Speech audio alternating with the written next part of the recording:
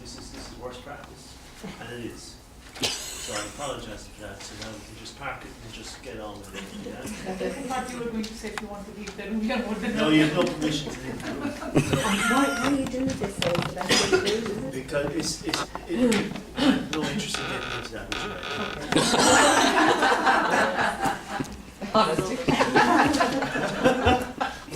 I'm happy to have a chat with you about it later. No, that's fine.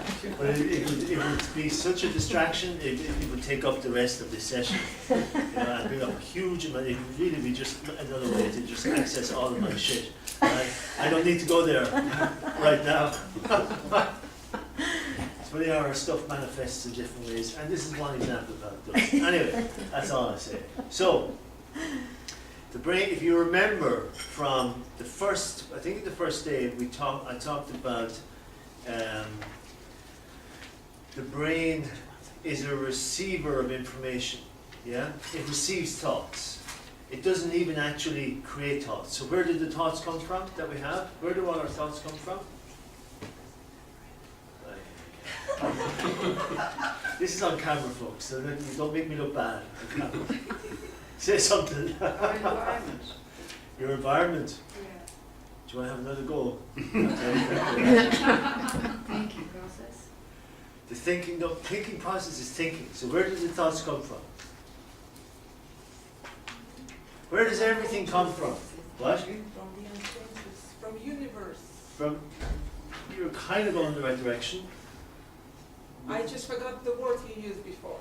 But in that which is, you know, the Subconscious or subconscious? It's not the subconscious, no. I think you might be, right, but I have no idea because I could be misinterpreting your body language. It could be a vase that you're talking about. No, it's not. No. Okay. So, no one knows. Your kind of internal dialogue, what's going on in They're your thoughts. spirit. They're all thoughts. Right. It all comes from, what's in physics, what's the root of everything? quantum. It's energy. Oh, hello. I used to be a teacher back centuries ago, and this is really bringing me right back. So the short answer is we don't. You listen to nothing. So, We're a thoughtless. in physics, it's called the quantum field, or the 0 point field. It is the point from which everything comes from. It's the energy. It's the pure potentiality. It's pure energy. It is nothing and everything, right? That's exactly what I I said. know, Quantum yeah. energy. You know, these two words come together. Okay, I kind of suspected you'd say that. Yes. So, everything comes from there. So our thoughts are things coming from that same place as everything else is coming from. And the brain is used to process the thoughts. The brain is the mechanism through which we do the thinking, right? So that's what its job is. So our brain has always been changed. It's very you know, neuroplasticity is what this is talking about in terms of the malleability of the brain, yeah. And what you focus on is really dictating largely the framework of neurons and connections in the brain. And this is how we can change our brain, and this is how habits are formed and changed. And the one thing that can transform or rewire, if you like, the brain in an instant is what is it? No, not really. That's the mechanism. What is the mechanism through which the brain learns? Insight. Yes, naturally. Insight. When you have an insight, the brain, what's actually happening is a massive amount of connections are being severed and brand new ones being created in an instant, in a flash, without any effort on your part. That's the power of the brain. That's actually the brain working naturally, organically, without our interference. The normal way we learn is through effort repetitiveness, memorizing, pumping in lots of knowledge, lots of information. That's a labour-intensive, and it's a labour-intensive approach and a very ineffective way of learning. But nonetheless, a way of learning, right? You're relying very much on the conscious mind, the frontal cortex. So it's a very limited part of the brain you're using to learn. Insight is a whole brain, instantaneous experience, and that's why it's so powerful. Anyway, so I'm going to go into some detail around the mechanism of insight, what actually happens, how it happens. We want to look at that. So really, so the connections in the brain. You remember what's his name? Talked about mental maps. What's his name? Covey. He talks about the map is not the territory, doesn't he? Yeah. So it's like our mental map is giving us a version of life out there. So our mental map in here is really is all we see. It doesn't mean that what we see is actually real. So that's what he's talking about. So and yet all we'll ever have is our mental map. That's all we'll ever have. We'll never actually know what's out there in any objective sense. It's a bit crazy really when you think that's why we're totally living in our own reality. Tony Buzan. Yeah. He talks about it as well. Yeah. So our expectations are important. What we focus on, and the way what we focus on really matters because it is dictating what our experience is going to be. And if our level of self-awareness is quite low, and it'll go up and down. Never mind, we may have a baseline of self-awareness that's quite healthy and high, but it can go up and down depending on many circumstances and your physiological as well as your emotional state and so on. So what you focus on is very much giving you your experience of life in that moment, of reality in that moment. And it's probably the only real choice point in terms of what you focus on. Nothing else. You don't have any choice over the beliefs you have, the mental map you were in at the moment, because that's all kind of now past. It's there, it's done, you're in it. But where your power is in the choice, and that comes back to self-awareness in the moment, being present, and how you the choice in terms of how you use your focus. What are you putting your focus on? Where's your attention going? And that's where you go dictates how the brain structure is forming moment by moment by moment. So it's kind of it's a very fluid thing. It's not set in stone. It's not something that is permanent or solid in a sense. You could have something that's quite traumatic happen to you unexpectedly that will bring about a massive change in your brain structure as a result of that trauma. So things happen all the time. And this is why we talked about in the first or second session. Now, one of the ways of coaching, what neuroscience really backs up very clearly is the importance of focusing on solutions. Because if you focus on problems, all you see are the problems, and you get stuck, and you see more problems, and you can get lost in the detail. And the brain doesn't work that way. But the brain will go where you bring your focus to. But if your self-awareness is quite low, your focus will be at the behest of something more primal in you, your basic instincts. If your self-awareness is low, then it'll be more of an instinctual basis that your focus is controlled by, and basically what that's saying is your cravings, your desires will dictate your focus, because your self-awareness is so low. You're not really making any choices; they're just happening, and there's a reactiveness and living in a sort of space of reactivity. So we all know what that's like as well. It's not healthy, and it's not conducive to a sort of a positive experience of life. So when your self-esteem is like your awareness in terms of something is low, you react.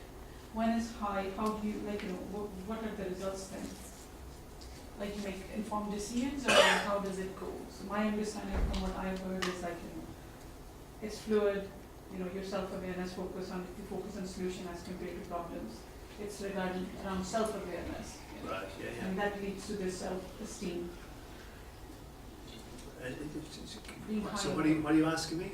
So the thing is like, okay, when your self-esteem is low, you mostly react. You just mentioned, we know that, how reactivity. Right. And so it's high. What are the results of high, then when you're having an insight, looking at the solution? How would you describe that in a word? How would I describe? I'm not. If your self-esteem is high, Your self-esteem is. What do you mean by What do you mean by that? self-awareness and that's, I am getting this from this. If your app. self-awareness is high, you Yeah. okay? So I haven't mentioned self-esteem. I'm just curious. Yeah, self-awareness, right? Oh, okay. Yeah. So you don't mean self-esteem. You mean Yeah. self-awareness. Yeah. Right. So if your self-awareness is high, so if you're very present, then you can choose what you focus on. You can choose what thoughts you're going to go with and what thoughts you're going to let go of.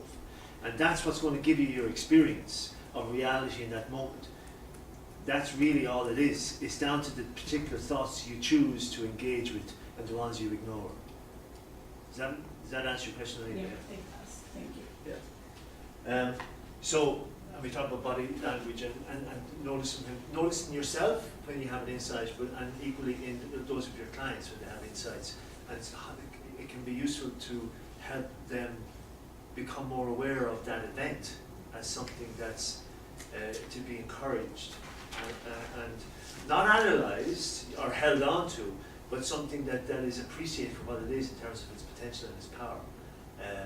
It's the ultimate shortcut in terms of increasing awareness further and deepening awareness, having insights. Would you say that would relate to, so if you have a shift in paradigms where you suddenly become aware of a different situation, you're seeing one situation in one way, and then if you suddenly see it from a different perspective, Yeah. so Yeah, you see something with your it's brain. like fresh pair of eyes. Yeah. Yeah. It's not like anything's changed out there, you're seeing it differently. That's an insight. It can be very subtle. It doesn't have to be holy, like a real aha, a real eureka moment. It doesn't have to be that dramatic. Very often, many of our insights that we have, and we generally will have insights throughout the day, or certainly every day. But most of those insights are kind of, they're so subtle, we don't even notice them most of the time. But it's something that the brain is doing all the time. So, this is just reiterating what I said at the start, and certainly if you're like, if you made assumptions like I would have around basic science when I was younger, I always believed, I made the assumption that the brain was what created thoughts. But it's now, it's just a simple neuroscience fact, very clearly shown, and has been known for decades, that that's never been the case. It's not possible. It's just a generator, it processes it. So, and that's what this is saying. You see what I'm saying about how not to do PowerPoints? It's like you either listen to me or you read this. So I'm trying to sort of paraphrase the damn thing for you. But I thought it was clever enough for me to keep on track, but it actually is a distraction because I'm even now talking about it. Anyway, so it's like radio waves, and to give that analogy in neuroscience about how the brain, just because you turn off the radio or you lose the signal doesn't mean that there's no signal in the atmosphere, that there's no radio station going on. There is. But the transmitter is not picking it up. It's like someone who's brain dead. It doesn't mean there's no thinking going on in the bigger scheme in other people, that the universe is still continuing. But that person's now, the brain is switched off, so it's not transmitting anymore, which means the person's brain dead. So it transmits, it doesn't produce, and consciousness is something that's there before the brain. The brain is simply the receiver of consciousness. So it's a processor. Anyway, I'm going over the same thing, but you get the picture. Any questions on that? You just lost it somewhere? I need to process it before I have a question. So what came before the brain is no different to anything else in this room. That balloon came from the 0 point field, came from source, came from the quantum field, just like the brain did. So everything is after the fact. So the brain is a machine that is used to process stuff that comes from the quantum field, i.e. thoughts. That's it.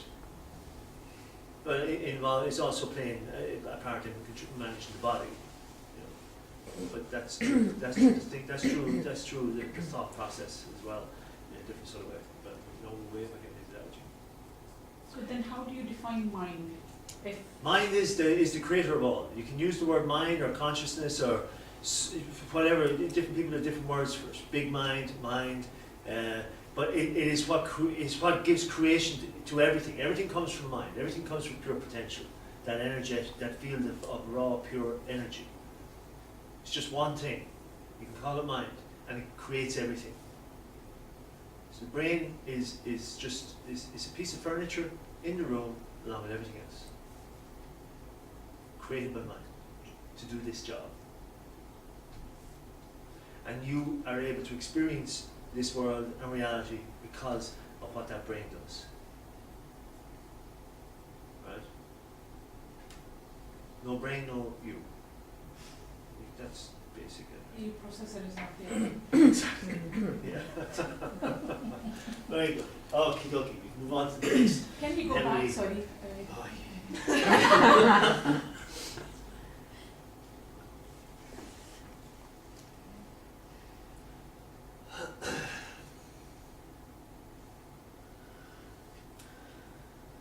So they use the word mind here, transpersonal. You've heard of transpersonal psychology, which is beyond the person, beyond. Some people will use mind, brain, but when they're talking about that, they're talking about the brain, not like your mind.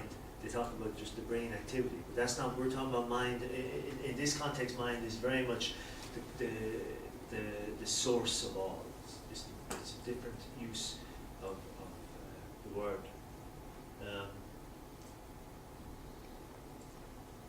Move on. Yes.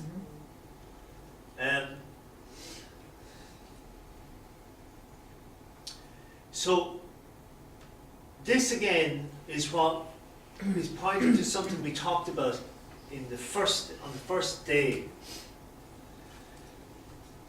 So logic is one way of gathering and processing and understanding the world, yeah? Using your logical mind. Your conscious thought process, thinking things through, yeah? So that analytical approach, that's one way, but it's a very limited way. That the intellectual capacity that we have, while it's huge, it's still quite limited, and it's limited by what? What we know. By what we know, by what we put in. It can only put out relative to what it's put in. So it's a very limited tool.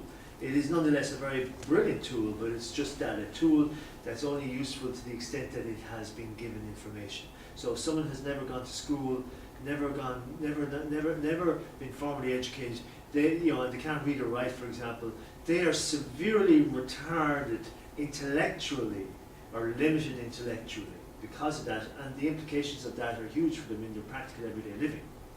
So it is an important part of the whole sort of way of living and the brain use. You do need to be using it. But the problem is, and you remember we would have said this, it's over relied on for everything. It's kind of like it's the tool that's used for every shagging thing in the house. And yet the box has more tools in it, but they're never touched, or rarely. So, yeah. So you, and this, I don't want to challenge you, but that's like, I'm going to challenge you at the same time as well. You said a brain as a machine, what goes in and what comes out. No, well, I'm And talking you about the mentioned- intellectual, the frontal cortex, yeah. Yes, intellectual. So you mentioned something, people who have not been to school, who have not been educated or this, but at the same time, if you see when they, the words were not their education, but what about the wisdom side of the things? Yeah, you see, if you'd let me finish, that's where I'm going. Because you said they're retarded, so that's what you said with them. Like, no, I've seen people Yeah, who've never been to school. Stop talking. This is where I'm going. Okay. This is where I'm going. Okay. This is exactly what I want to talk about. Yeah, because it's the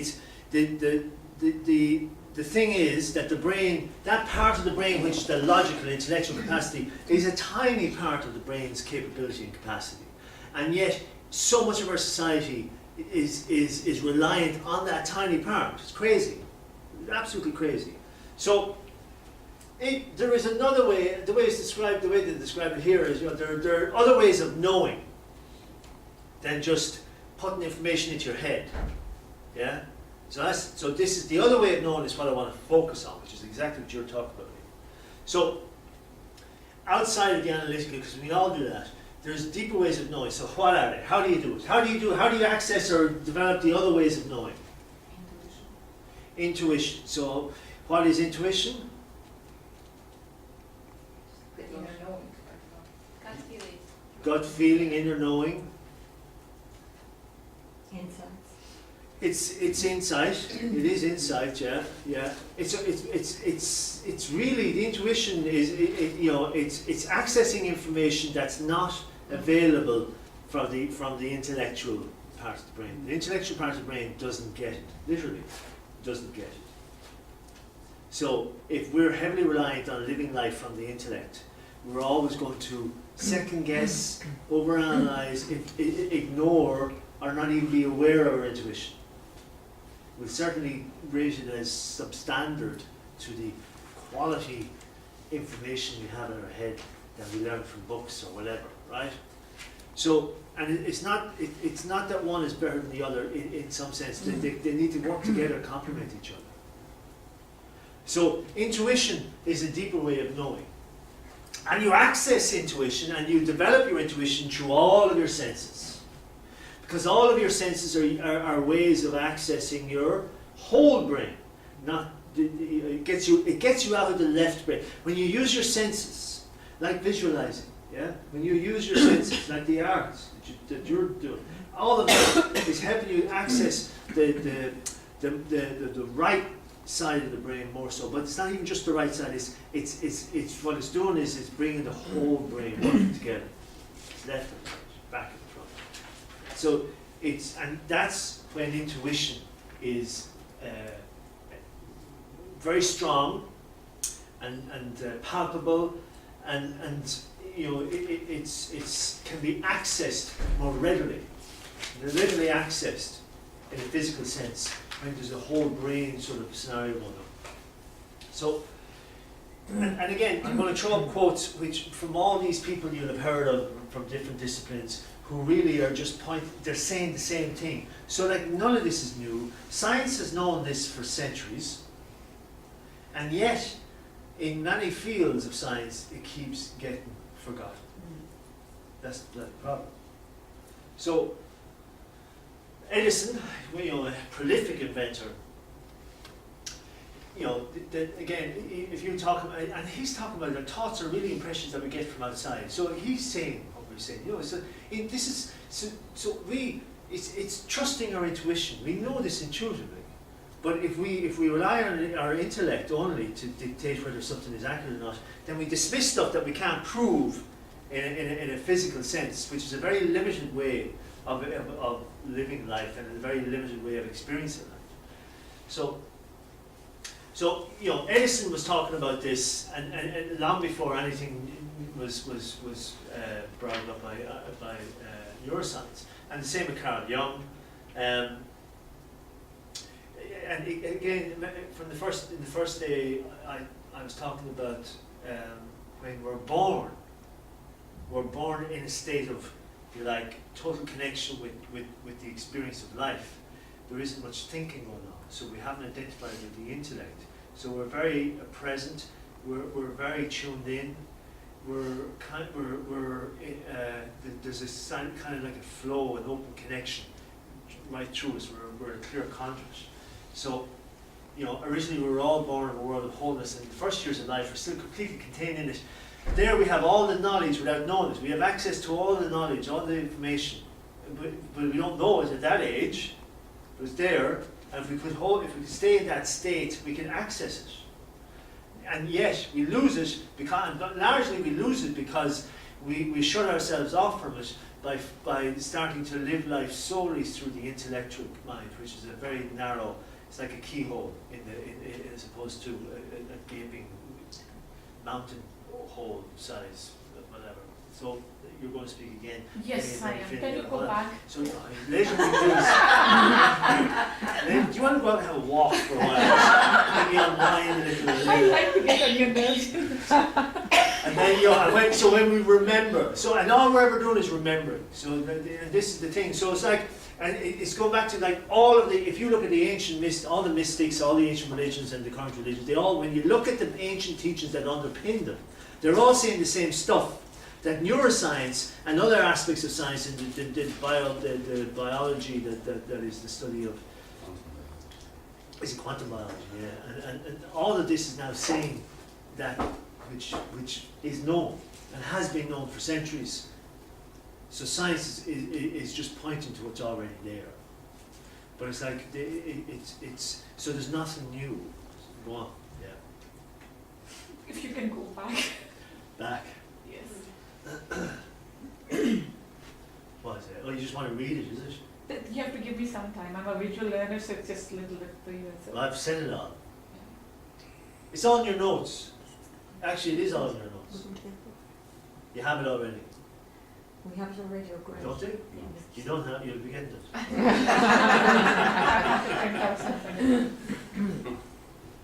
Okie dokie. And you've read that, have you? Have you read that? No.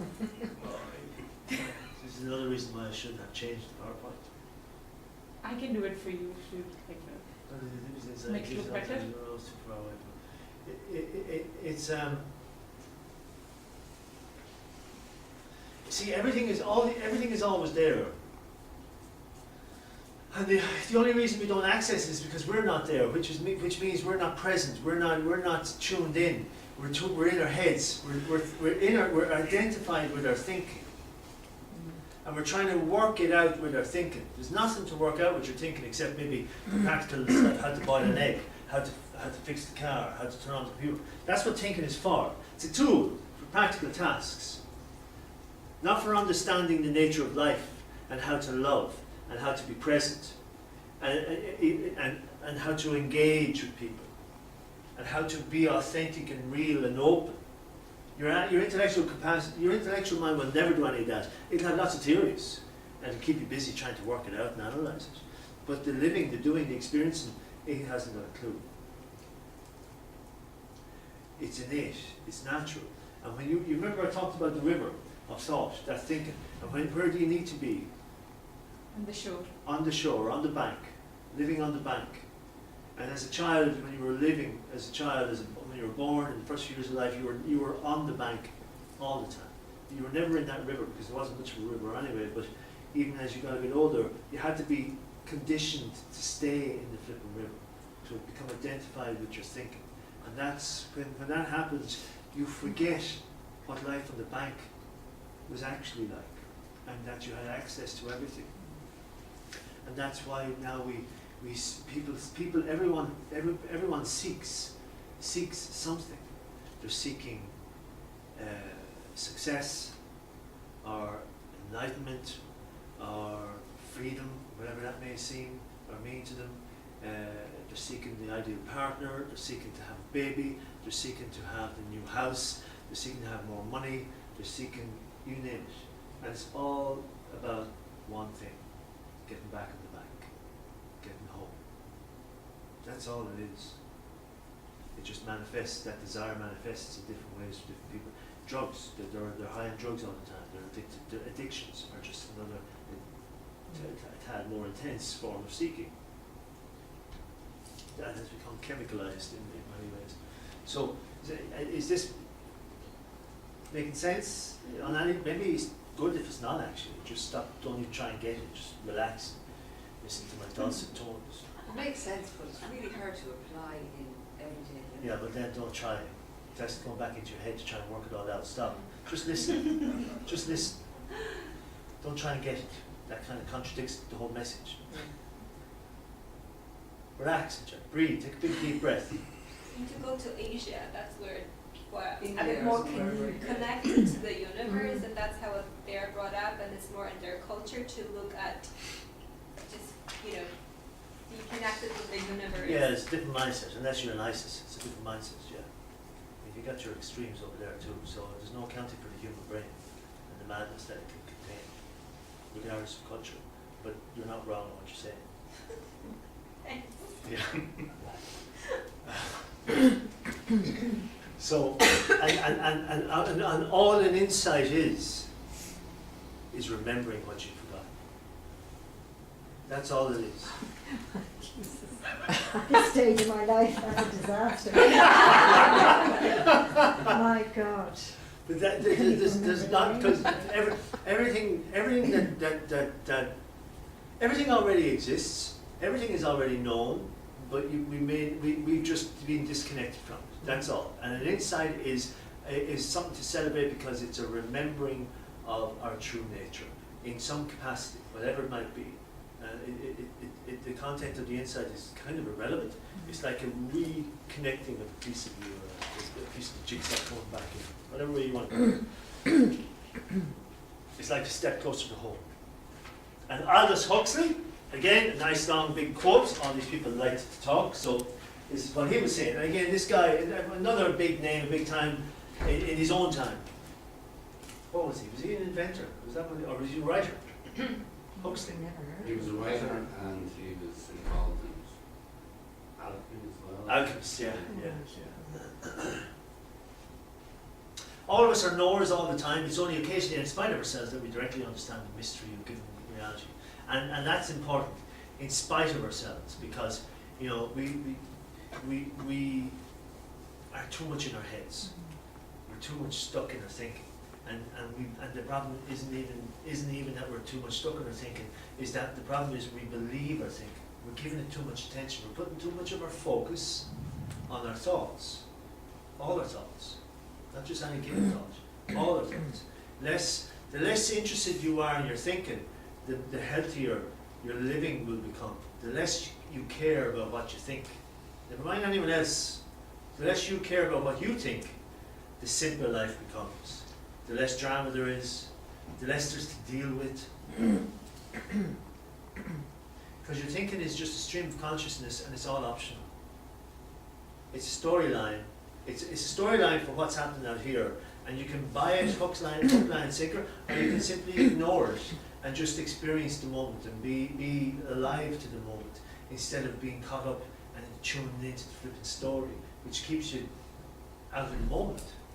Keeps you out of the moment. I think I practice that in my life, but I sometimes feel guilty that I'm not interested in the news, in the stories, that I don't repeat all of that I'm not over-analyzing problems, and maybe I should open up more to the world and empathize more with everybody in the world, I feel sometimes I lose connection with part of the world when I do that. I connect with the world on another level, and I'm not connected at the level that everybody else is connected, Right. We ask Thanks your for hand. listening. Thanks for listening. Thank you for listening. Share my. Yeah, that was highly, highly interesting and really relevant. Thanks, John. I'm so glad I said it. He's walking It's out Colin. You did say something of interest there. You said it's a bit of guilt. So sometimes, what do you do with that? Nothing.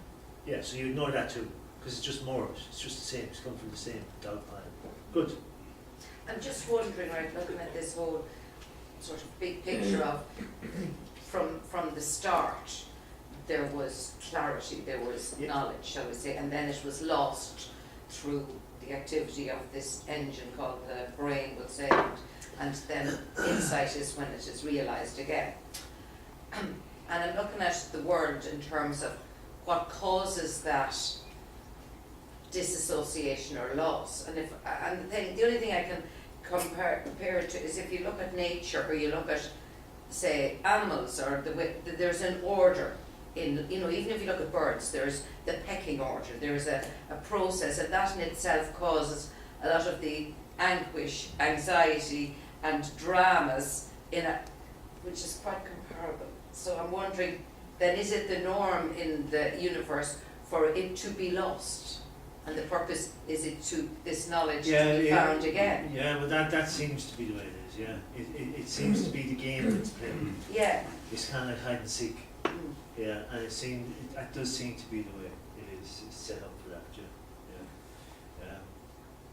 yeah. And from a very early age, we are, because if you look at the way life is set up, from a very early age, we are encouraged, and everything in us is encouraged to focus outwardly. and to become mesmerized by the bells and whistles and the shiny stuff external, the world outside, the mother, the toys, the noise, everything. It's all about labeling. Yeah, We're and taught to label everything, so when the child is being brought up, you know, you're helping them to learn this is a toy, it has Exactly, eyes, yes. and just Yeah. learn to organize everything Yeah. and think in logical terms. Exactly, and that locks you in to an outside in view of reality. So it becomes extremely convincing that life happens to us, that the world outside is creating my experience, and I have to think my way through it. And the thinking is kept in place because, like Anna said, everything has a name, everything has a label, and now it is something. And we are, you know, again, we are a boy or we're a girl. Even down to we're that. white or black. And Exactly. And all of those labels are made up. They're completely made up. They are in themselves nonsense. Absolute nonsense. They're just a language. And they serve, what they do is they serve to keep us stuck and keep us in a prison, a mental prison. Now they also serve a useful purpose in terms of getting through your day and helping you get things done. But the price we pay for that is one of disconnection and everything everything being disconnected and everything being separate.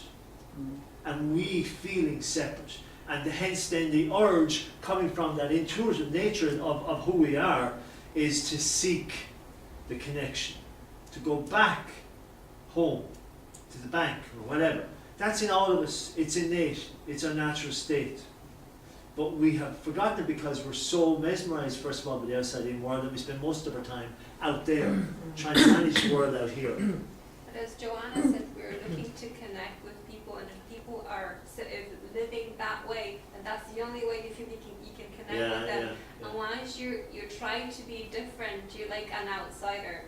So you're fighting against wanting to be social and connecting with people, and just pulling away and connecting with everything. So it's just the society, how it works. No, you're right. It can be challenging, but the two aren't mutually exclusive in terms of you can operate in society and still not. It's not. What's the man said it? Jesus said it. He said, I am in this world, but not of this world." Yeah. And that's exactly what you're saying. And that you can do that. You can be in the world, fully engaged, and not caught up in the dramas, which is what I'm talking about. And not identifying with your thinking, and not taking your thinking personally is the difference that makes all the difference. It's seeing that, and it's an intuitive seeing. Intellectually getting what I'm saying is interesting, but damn all use, because you're still in your thinking. But once you have your own insight around seeing what's being pointed to here, it's like the prison bars fall away, and you didn't need to do anything. There was nothing you needed to do, because you're already home. You're actually on the bank. But because we're so mesmerized by the thinking and everything out here, we've just simply forgotten that. There's actually nothing to do to get to the bank. So being in the world and not taking it seriously or personally, but being full of compassion and love, without being a doormat, because that's just head stuff. That's there for all of us. And we probably go in now that at times, depending on who we're with, or where we are, or how we're feeling. So it's always there. It is difficult though, Owen, isn't it, to make that shift, because we're kind of conditioned as life is going on. Like as Anna mentioned, society, really does stop us in our tracks every so often, even down to a simple thing like, for years I might have a term, I throw it out and say, throw it out to the universe. Yeah. And someone say, Jesus, you're off your head, Margaret, what do you mean throw it out to the universe? But that was because I believed that, genuinely, if you give it out, the law of attraction to come back to you in some way. Yeah. They're my own beliefs, whereas the majority of people would say, she's off the wall. Oh yeah. But again, and that if you value the majority's opinion more than your own, then you're always going to be playing small or playing their game. You're not living a life that's authentic or even true to the inner self, if you like, or the inner world that you're in. So Max Planck, again, a very famous and a sort of pioneer in physics. We cannot get other, and he said that, you know, he also said that, like, if my peers, he was able, a lot of these guys said this stuff towards the end of their careers, and partly because that through their life's work they were starting to have these insights, and it was becoming clear what they had been doing. And like Planck and someone else said that, you know, if he had been saying this, or if he had tried to push this, he would have been ridiculed by many of his peers, because again, a lot of these people are saying stuff that's it's at the very edge of understanding. It's kind of it's very much out there, and it's hard to it's hard, if not impossible, to prove, or you know, to validate in any physical way. So therefore, from an intellectual perspective, it's therefore dismissed. But when you have people like Max Planck and others coming out and saying stuff like this, all they're doing is saying what's already been known. And thankfully now, the cutting edge science in a number of fields is confirming all of this.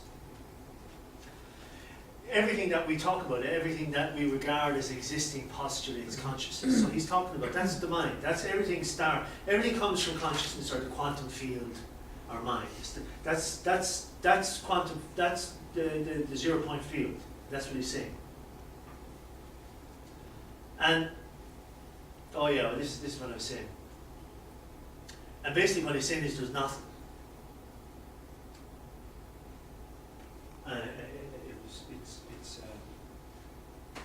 And you have to go looking for this stuff. It's not you won't find it in a science book, or you know, it's because it's kind of like it's the opposite to what would be accepted.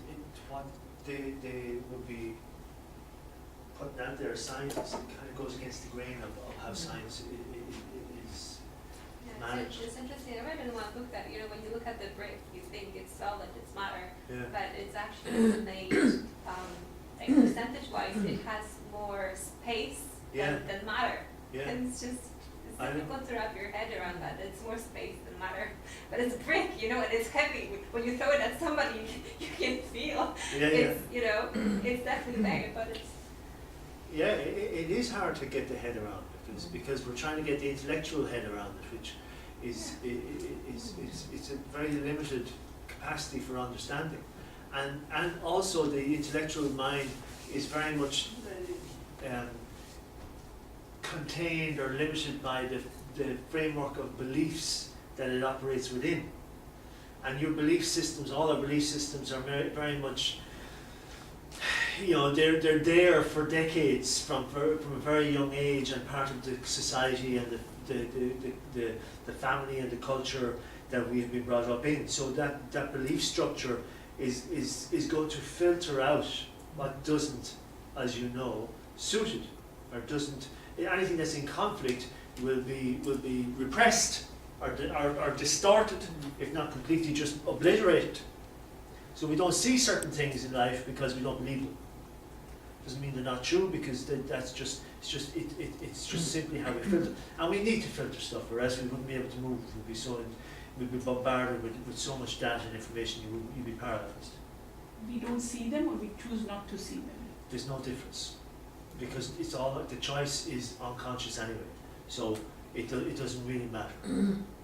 If not wanting to see something is slightly different, you're just into psychological stuff there. But what you just asked, there'd be no difference. But sorry, just going back to we were talking today about parenting. Yeah. As a parent, I realised that I actually am responsible for my children, because in a way I was kind of framing their thinking in the same way that my parents' beliefs and values were mine when I was younger, until such time that I had the ability to make decisions for myself. Right. So that's I'm having an aha moment, Yeah. because I'm realising, oh my God, as a parent, did I do the right thing? Because that's all I knew, that's all I could share. Yeah, you with did my your best. children. I did my best, Yeah. but I suppose now I'm at a stage where I can probably say, look, go fly and make decisions for yourself. Yeah. It's a bit late now, but I you know can that. say it. We should have met years ago. So, how do they happen? Anyone want to have a stab at telling me how an insight happens? And don't think out loud. Just have it well formed before you say it.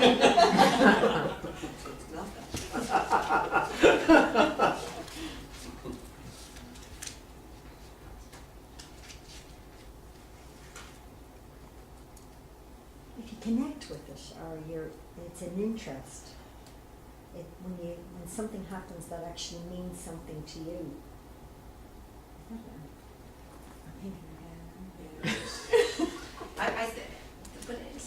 I don't know, I'm just trying to think of myself when I have an insight. It's usually when I've reached the end of the road and I've lost the will to live and say, I don't care anymore, right? And then I just let it go. Now, admittedly, somewhere in the universe, I do want a solution to whatever the hell is going on. And when I let it go and forget about it, and I'm just doing something completely different, penny drops. And do you know what I mean? And that's an insight. Maybe even in, actually, when I do nothing, things improve. Well, there's an insight. Do you know, on certain topics. So for me, that's insight. It's usually when I tell logic to buzz off at itself, and I just give up. Not give up, but park it over here and focus on something that I'm more in control of. And then the solution comes up, or the insight comes up. Where do people often, or as a cliche, have insights? Sorry, so where? Where? Physically, where? Gut feeling. Where? Gut feeling. Oh yeah, no, I mean like in the environment. It's coming from their brain, really. No, but they no, haven't no, had no, your no, no, no, thoughts. no, no, no, no, in the environment. Where would you, in the car, In the park. in the park, maybe? But where is where is it, anecdotally, the common place for insights? Under the tree. Under the tree. No, when you're relaxing, right? So when you're doing something relaxing. In the you're shower. concentrating. In the shower. There you go. But that's something shower. relaxing, so I was on the right track. You were going to get there already. When you're having, no, so, but is it when you're having sex, you let go of, you're not your mind. You're just letting go that you are really present when you're. You know, if you. I can't speak for everyone. No, but you're just the bullshit that goes on in your head. It's just for you to get that insight. You've got to let go of everything Just keep first. talking. Get a nice insight into your. Just the detail of what you actually let go of. What do you let go of? What's going on when you let go? What goes on in your head when you're having sex? Just paint the picture. You told me to stop talking. You're present. For me, I think Bill's saying that there is no thoughts going on. Uh-huh. You're it's, As Thanks such, for helping there is her. room. For rescuing her. So it could be the act of having sex if you're that comfortable and relaxed, then yes, why not? Although, well, anyway, yeah. So, but probably a more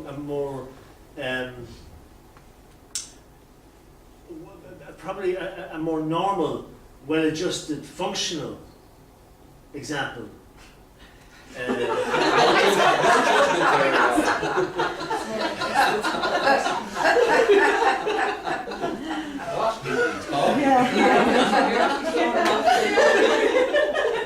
It's just too easy to take the piss out of it.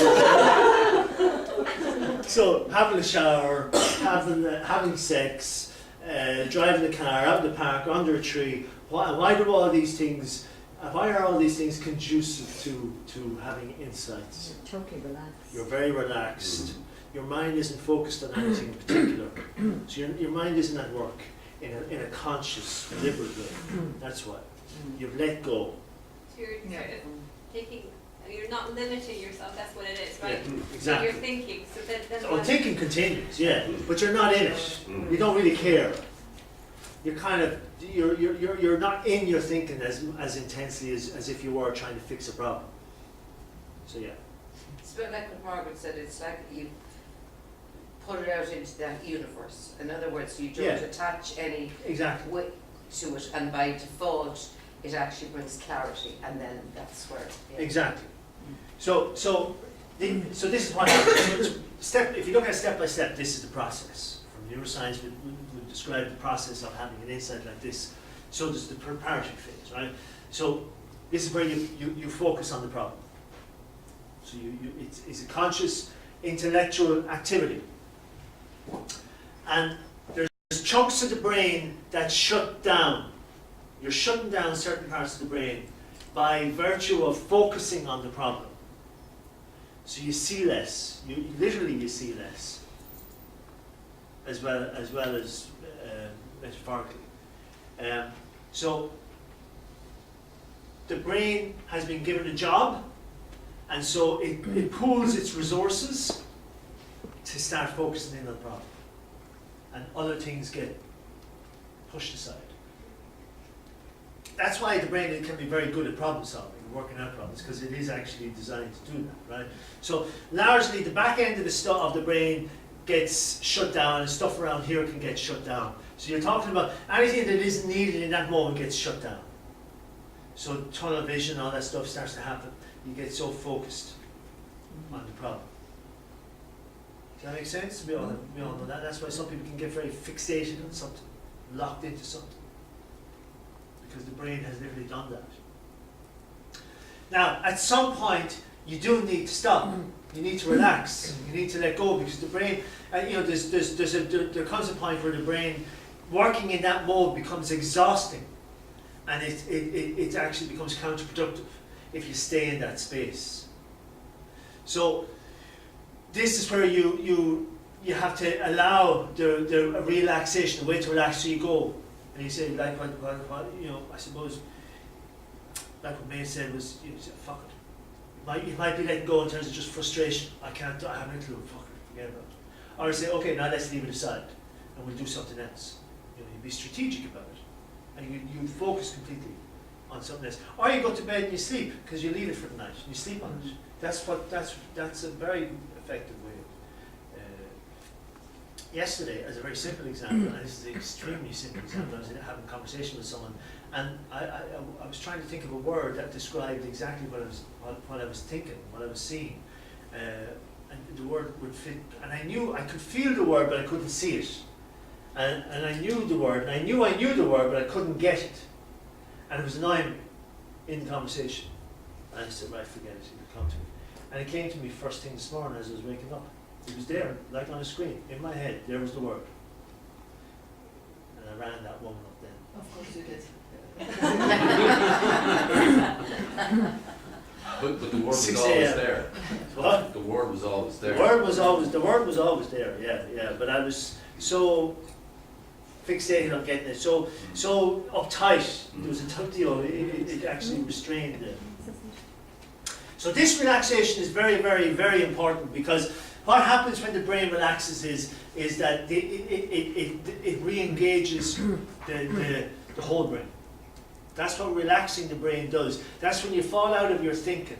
When you stop it being so mesmerized by the thinking, when you stop trying to chase that word, or you fall back into the whole brain. And that's what mindfulness does.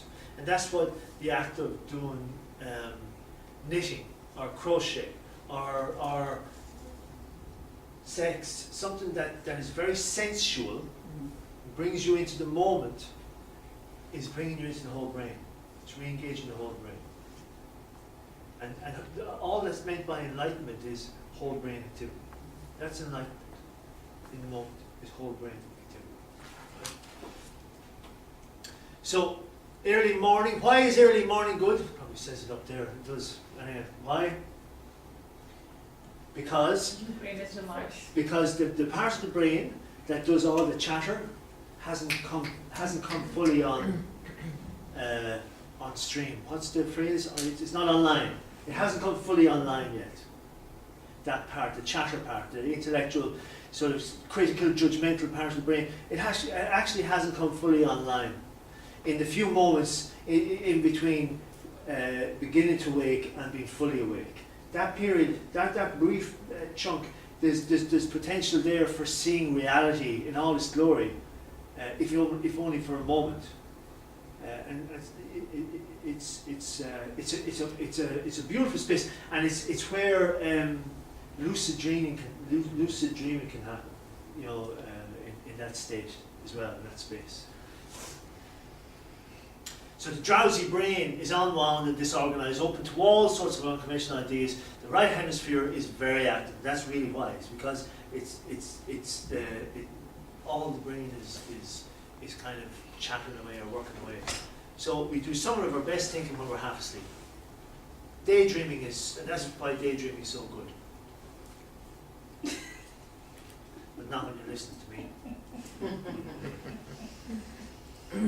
So then the brain, so when you relax, the brain, it gives the brain the ability to go search. Right? And it'll do the search better than you will. Like yesterday, I couldn't find the word no matter how much I tried because I was only looking in one corner, because I only have the ability to look in one corner. But if I get out of the way and stop trying to control the situation, the brain will do the job for me 1,000,000 times better than I would ever be able to do it. And it's what it's doing is when the brain goes searching, it's accessing all areas of the brain, not just staying in, because all I was doing was here. I was just here, trying to find the word. And probably the word must have been over here, if the fucker had moved over to this side. But I would never get there on my own. I needed the brain to do its job, and that's to get out of the way. So an insight appears, and when the insight happens, it's a burst of energy. It's a release of energy and information, obviously, and it's called gamma rhythm, which is a very powerful bolt of almost like electricity, right? And it's happening because of the connections, particularly in between the two hemispheres, in the right hemisphere, but also in the two hemispheres.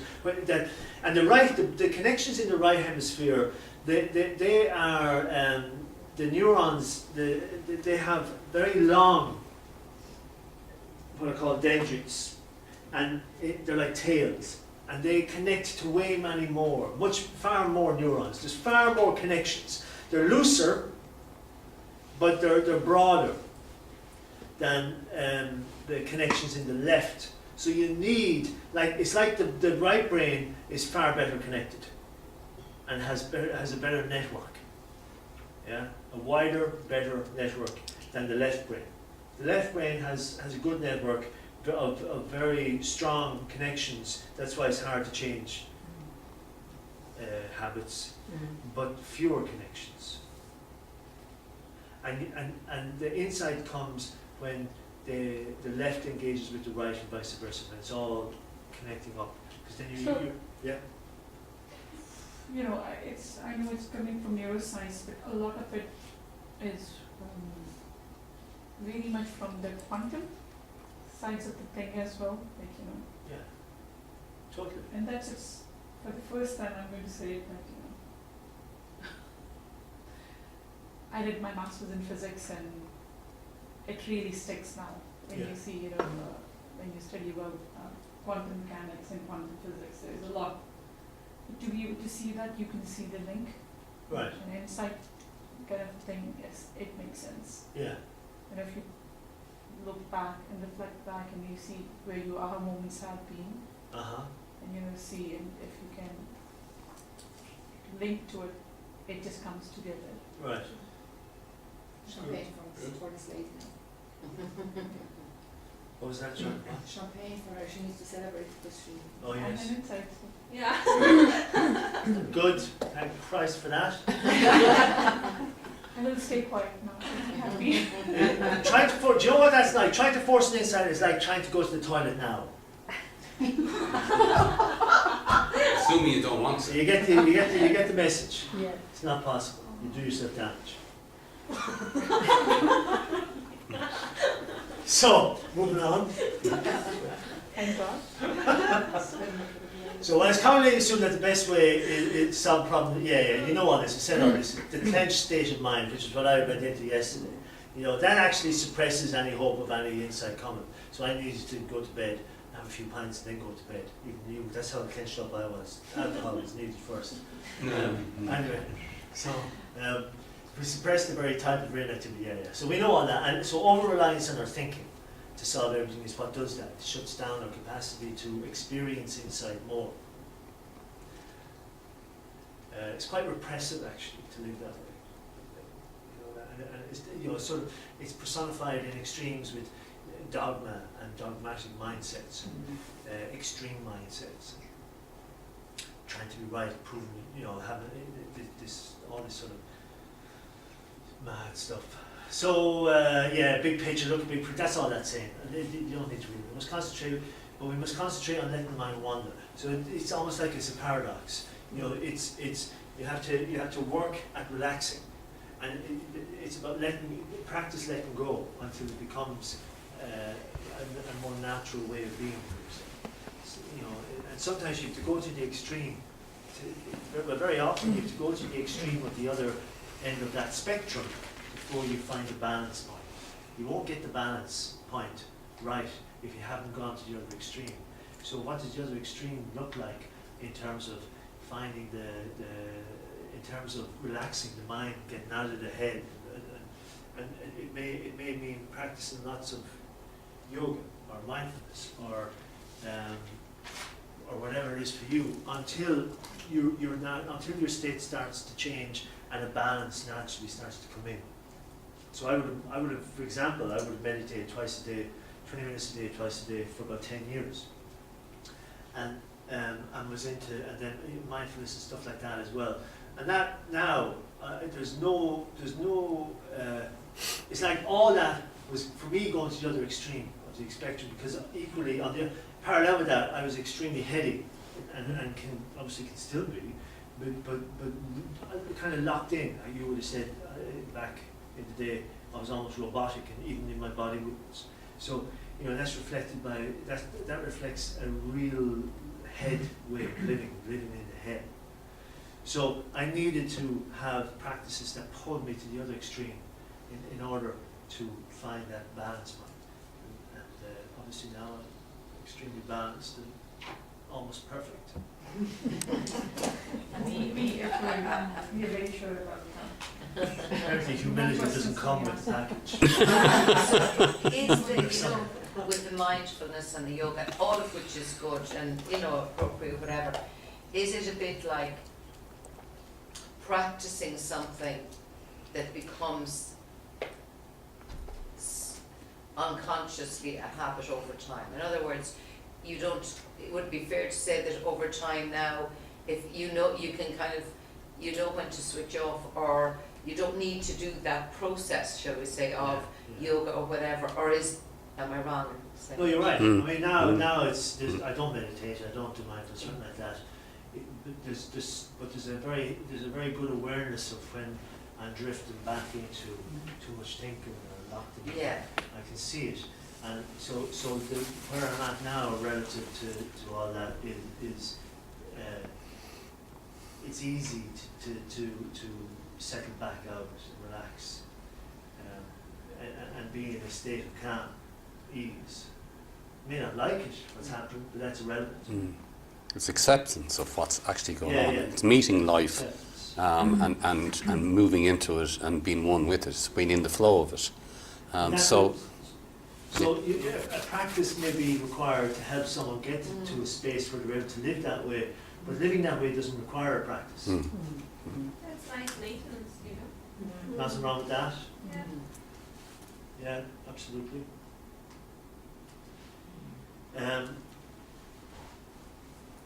So after the aha, the new thought,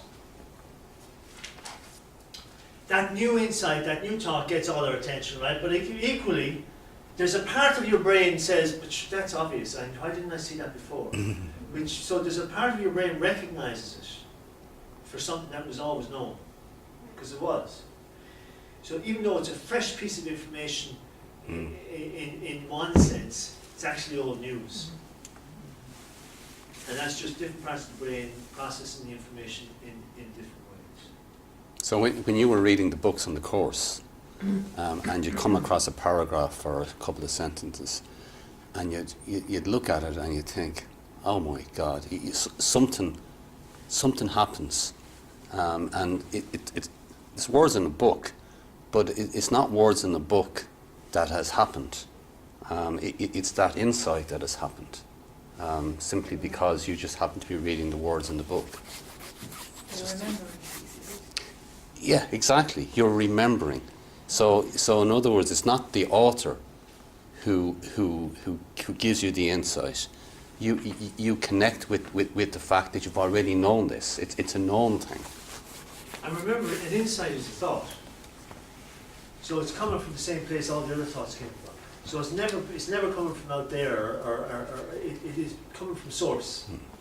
So it's no different in that, in terms of where it's coming from, what it is, in that sense. It's fresh, it's new in one way. And as a result of that insight, there's no going back. The brain cannot go back to the way it was physically. It's rewired, it's a new brain in relation to that piece of information. So it's a restructuring that cannot be undone. And that means once you're aware of something, you can't be unaware. That's basically all that's saying. So, and the prefrontal cortex, it's which is largely the seat of the intellectual capacity, plays a key part in processing the information. So it is an essential component in the whole process of insight. But so it's not. I'm not dismissing it or downplaying its role. It's just that by sitting in it and living from there and trying to control life from there, that's what's limiting. But when we let the whole brain, when we relax and let the whole brain work, the prefrontal cortex does its bit along with every other part of the brain. That's where And that's what we're doing in coaching. it is. When we're with our clients, we're helping them to form insights, so they have new ways of looking at their situation, which then allows them to move forward. Because if they don't have the insights, they're not going to have new ways of looking at it. Therefore, they're only going to see the same things, and they're still stuck. So as long as we're able to take our cues from our clients and go with them in whatever flow, in whatever way the flow is going, you allow them just suddenly to have insights. And now they're looking at a different picture in front of them. There's a part of the brain that plays a very important role in the whole insight process, and that part of the brain that scientists have found is the same part of the brain that's used in understanding metaphor and literally getting a joke, humor. It's the same part of the brain, and it's on the side. Anyway, I'll show it in a second. And that's really what's seen there. So people, if that part of the brain is damaged, people can suffer cognitively in a sense of language and linguistics and understanding what's in front of them, and certainly not having a clue in terms of understanding what you're saying, and seem to have no sense of humour, or else an extremely bizarre sense of humour. And it's down to the fact that part of the brain may have been damaged in some way.